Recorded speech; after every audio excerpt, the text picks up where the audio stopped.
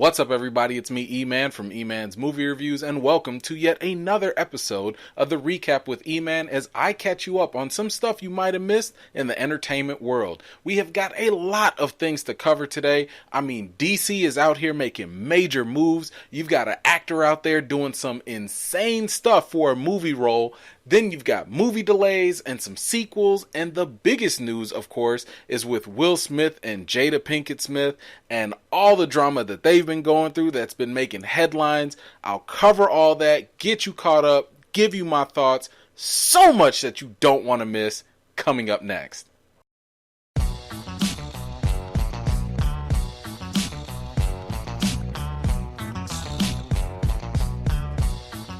Alright, let's start off first with basically some movie delays that have happened and some things that have been pushed back because, yet again, coronavirus is still real and it's still messing up our summers and falls. Universal Pictures has delayed a number of their upcoming movies, and one of them is Candyman, which has now been pushed back to October 16th of 2020. The Forever Purge. Hold up, there was another Purge movie coming out? Why? That has been pushed on to July 9th of 2021, and Halloween Kills, the Michael Myers movie, has been pushed a whole year forward to October 15th, 2021. Man, once again, can we just social distance and put on a mask so we can get back to watching movies and going out, please? Like, this feels like a group project and only some of us are participating and some are not and just dragging their feet. Okay, whatever. Not gonna get into that. Let's get into some more positive news. Well, actually, I don't know if this is actually good news or not, but Bird Box is getting a sequel. That's right, there's going to be a Bird Box Part 2 and it's currently in development at Netflix. We don't know what it's going to be about, but we just know that it's happening. Next up, Vivica A. Fox has said in a recent interview that she would love for Zendaya to play her character's daughter in the Kill Bill franchise. If you recall, in Kill Bill, Fox's character had a daughter who witnessed the death of her mother, and it's been long speculated by fans that the daughter would grow up and seek revenge against Uma Thurman's character, the bride. Now, if Tarantino were to actually do a Kill Bill Volume 3, I would love for Zendaya to play the role of the daughter seeking revenge. I don't know about many of you, but I've seen Zendaya acting, like in a lot of the Disney shows that I would watch with my daughter. And even, in Euphoria, where she really can perform. So if the only exposure you've had to Zendaya is the Spider-Man stuff, no, I'm trying to tell you, she can act. And I do think that she would really be able to handle this role. Now, what do you think about Zendaya playing the daughter seeking revenge in a Kill Bill sequel? Or do you think some other actress can play that role? Let me know in the comments down below. Now, earlier I had mentioned a crazy actor doing crazy things. Yeah, I'm talking about Shia LaBeouf. That's right. He's got a new movie coming out called The Tax Collector, where he basically is like, the hired muscle or whatever to collect money for some crime lord. The trailer is actually really good. I'd highly recommend you go check it out. It's called The Tax Collector. Go check out that trailer. But the crazy thing about this is that this man, Shia LaBeouf, has actually gone out and tattooed his entire torso for this role. And I mean, talk about dedication, right? I mean, yes, I get it. Some actors really want to get into, the method acting and stuff, but bruh, they have a makeup department. I'm just saying, I mean, what if this movie is a flop? You know what? Look, I don't really think it will be a flop. Only because David Ayer, the Suicide Squad director, is coming back to do this movie. And I think it's actually a really good fit because when David Ayer can do like those gritty action type of movies, he does very well. I mean, End of Watch was really good. Fury was really good. So this type of, in your face, ground level type of, movie, I think will actually do pretty well. But David Ayer actually was interviewed about Shia LaBeouf, and when talking about Shia LaBeouf, Ayer said, then he walks out into the hallway and says, "Hey man, want to see something fun? Check this out." And Shia LaBeouf takes out a knife and cuts his face. And for the whole movie, he kept opening these cuts on his face. That's all real. What the heezy? Yo, like I said, man, Shy, you better be getting like an Oscar award or something, because this is next level method acting right here. I mean, I remember, what was that, in Django, where Leonardo DiCaprio was acting and, you know, he like hit his hand and started bleeding and stuff. That was on accident, but he kept going with it. That's one thing. But you out here cutting your face and stuff for real? Okay, man. All right. Good luck. Let me know. Does this kind of make you a little bit more intrigued to go see The Tax Collector? Moving on, during an interview, rapper turned actor Ludacris gave a very strong hint that the Fast and Furious 9 movie might actually be going into space. The interviewer said that they couldn't imagine how the franchise could continue to top itself, and she mentioned some scenarios, including going to space. Ludacris said that she was very intuitive because she said something right, but he's not going to give it away. Then when the interviewer tried to press him, he tried to play coy and cover his mouth as though he let a secret slip. Alright, now let's get on to some real big news. WB is out here making some serious moves with DC. WB has begun development on a Zatanna movie. Now, in case you didn't know, Zatanna is basically, she's a member of the Justice League Dark team. She's, you know, kind of like this super magician.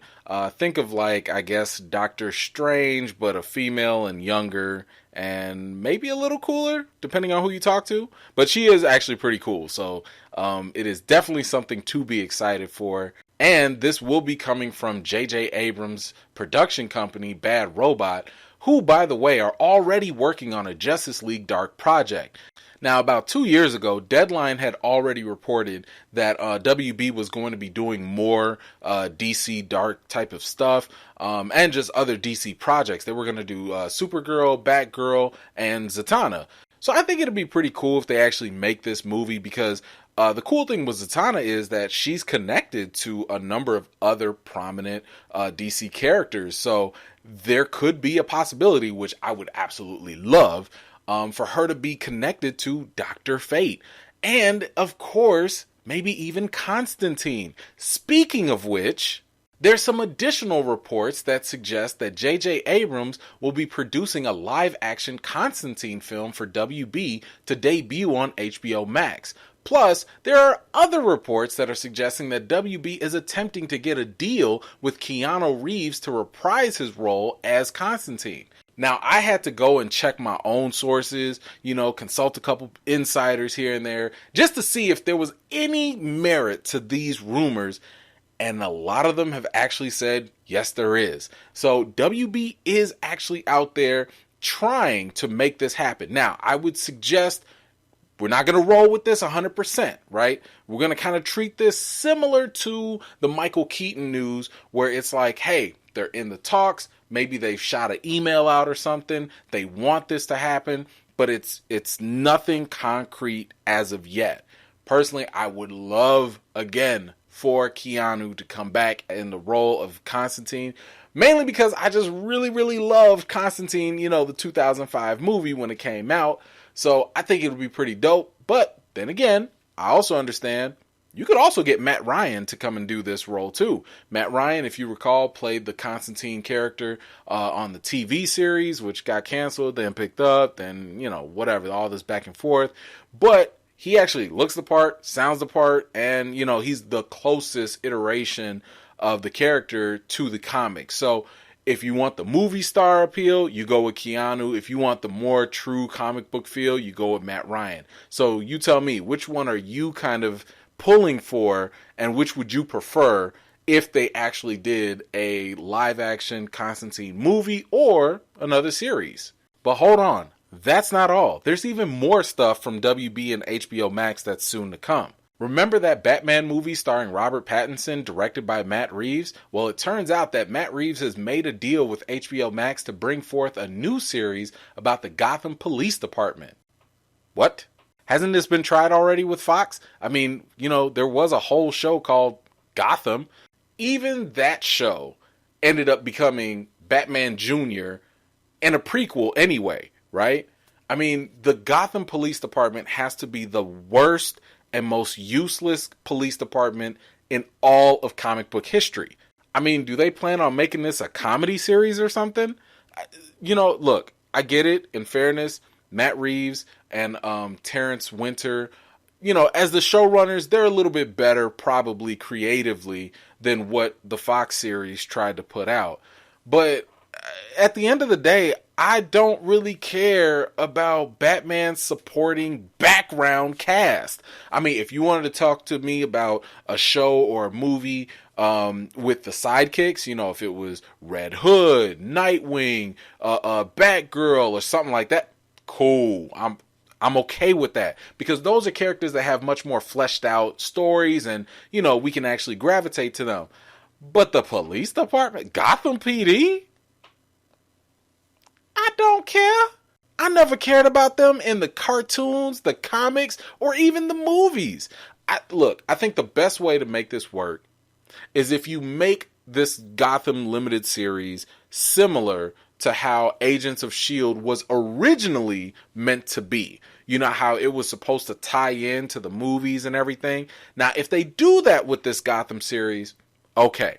If you were to tell me that this Gotham show is actually the central point to help connect the universe, I guess, with all these other, HBOmax, WB, DC shows and stuff, now that's something I can work with. Now that's something that actually might make me a little bit more interested.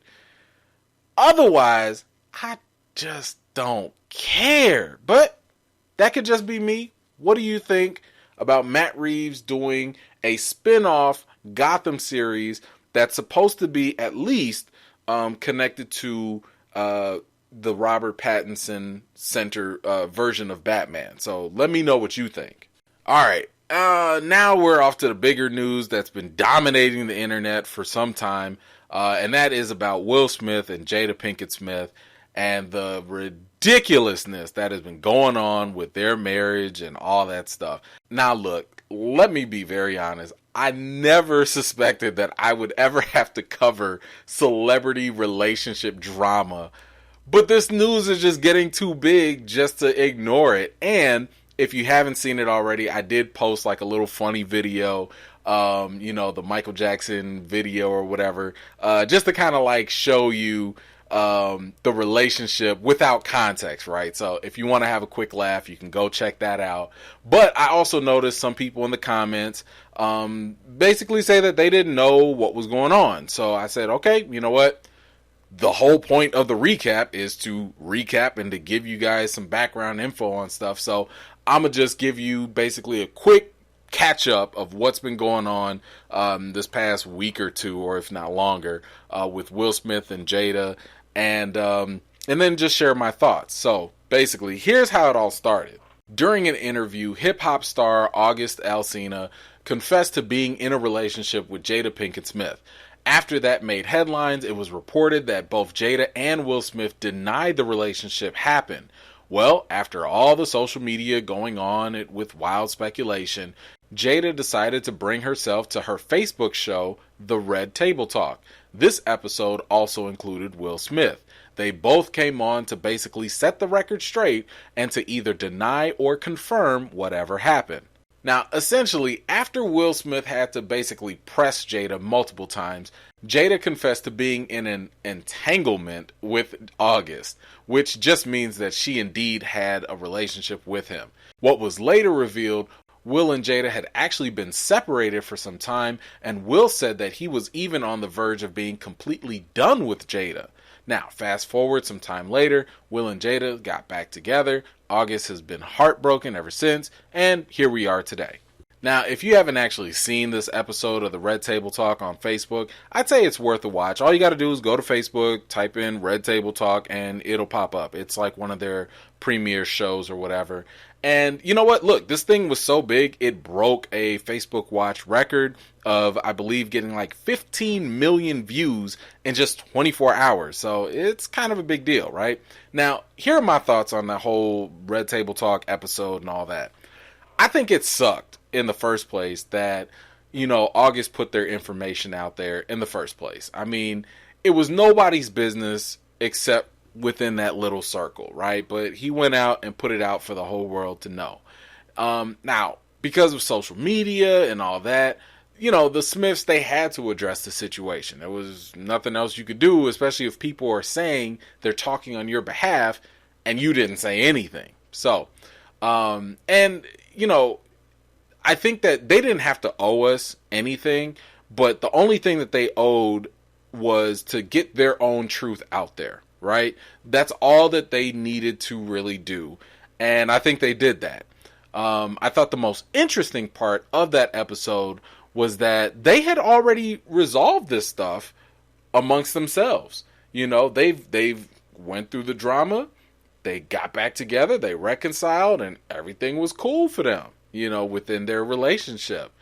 But since we, as like the audience, since we're all new to this, now it's kind of like coming up all over again, which is kind of interesting because, if you watch the episode, you can a lot of people were commenting on how hurt Will Smith was looking during the interview. I mean, if you're talking about bringing up painful memories or whatever during a tumultuous time in a relationship, that can happen,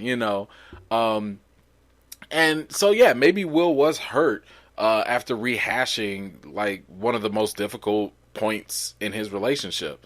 But I do think that Jada was kind of bogus in her dodging of simply acknowledging that she was in a relationship, not to mention the fact that she is the one that wanted to do that episode in the first place. So it's like, why would you talk about, oh, I got to bring myself to the red table, and then you don't even want to acknowledge the fact that you're in a relationship or that you were in a relationship with August Alsina? I mean, like, that's where this whole, Will was pressing her and he was like, can you tell us like what actually happened? And she's like, oh, well, I got into a situation and, Will's like, no, like, explain to people what it is. Well, I got into an entanglement, And this is where this whole, if you've been seeing entanglement just flying around on the internet, this is where this came from, right? Because, instead of just saying, I hooked up with this dude, I got into a relationship with this dude, she just came up with entanglement, and now it's a popular word or whatever. But either way, I'm happy that they fixed that stuff together, and they got their relationship on there. But some people are also accusing Jada Smith of predatory behavior because August was not only just, I mean, the guy was like 20, like in his early 20s when they met.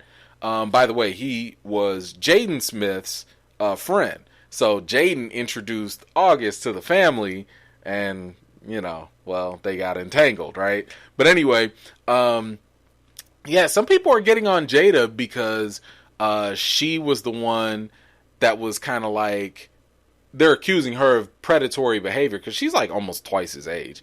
And, he was also like, as they all would say, like sick in a sense, just emotionally damaged and all that. And Jada was trying to find herself some type of satisfaction by helping August. And people are saying like, yo, if Will Smith had hooked up with one of his daughters or his son's, female friends, and let's just say this was an emotionally damaged girl, we would be dragging Will Smith right now, and really giving it to him. So, double standard, I don't know. You let me know. I'm not going to judge on that because I don't really know what was going on. But, hey, people have some strong opinions on it. Personally, I just think it's really funny how, a lot of us have been so invested in Will and Jada's relationship, like from the jump. And I get it. I mean, they're celebrities. They're good-looking people. And, but the crazy thing about it to me is that we can't forget that we as a society put all these huge expectations on their marriage to be like some magical, black standard of what marriages are supposed to look like. As if any one of us could ever compare to a celebrity marriage couple. I mean, first of all, celebrities are barely real people, okay? First of all, let alone their marriages or relationships that come and go. So they're on a whole different planet, in a sense, and there's no reason why we should have been elevating them to such a platform to begin with. So let me just give you E-Man's unsolicited marriage advice, okay? Do not uphold or criticize anyone's marriage as a standard for your own or even other marriages, okay? Marriage is only what the two people involved make it out to be. Now, feel free to learn whatever you need to learn, get inspiration from other marriages in order to make your own relationship or marriage the best that it can absolutely be. That's it. Free of charge advice for you all. There you go. So that's all. What are your thoughts on this whole Will and Jada Smith situation? I'm very eager to learn what you all think about it, because everybody and their mama got an opinion about this situation. So I can't wait to read your comments down below. Anyway, that's all the time I got for today. Thank you all so much for taking the time to watch my video. I always appreciate it. I've got more videos and reviews to do for you all, and until next time, I'll see you all later.